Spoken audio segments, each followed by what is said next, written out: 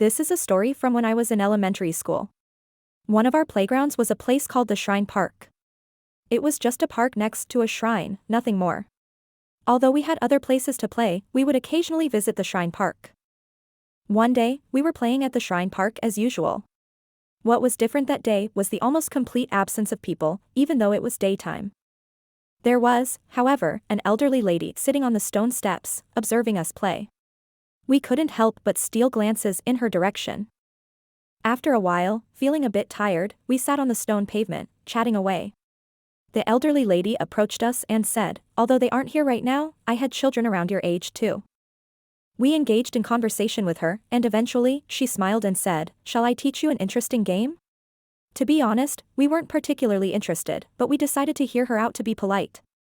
"It's a way to enter another world," the lady said.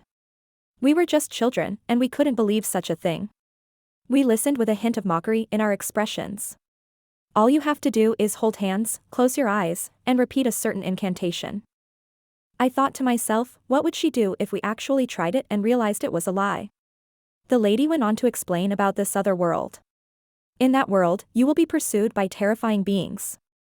They grow stronger when you show fear and weaker when you display courage.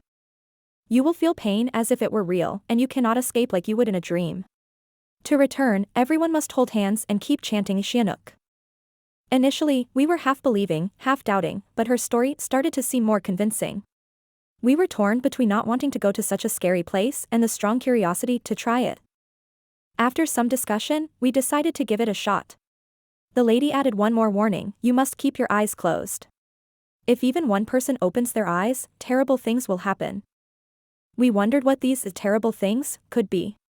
Then, the 6 of us lined up, held hands, closed our eyes, and began chanting Shianuk. But even though we chanted for a long time, nothing happened. I knew it, it's just a lie, we laughed as we opened our eyes. The elderly lady was nowhere to be seen. "Oh, she probably lied and ran away," we said, feeling like we had been fooled. However, one of us had a solemn expression. What's wrong?" someone asked.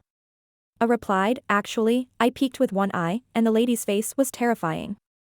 I explained that the lady had come close to each one of us, glaring as she went. I got scared and closed their eyes, so they didn't see her leave. Silence fell over us, and an eerie feeling settled in. It was getting late, and the shrine was becoming dimly lit. Shall we head back? Just then, something unusual happened. Zazie, we heard footsteps coming from the direction of the woods. "Come this way." We immediately jumped on our bikes and pedaled away. We never played at that park again. However, I did go there once more, during my high school years. It was when a friend and I were returning from the movies. The hot midday hours had passed, but it was still humid. As we happened to pass by that park, we bought some juice from a nearby vending machine and sat on a bench in the shade, discussing the movie. It was then that I recalled this story and shared it with my friend. He was working on an independent horror film and found the park interesting. He examined various locations as he walked around. Suddenly, my friend entered the woods.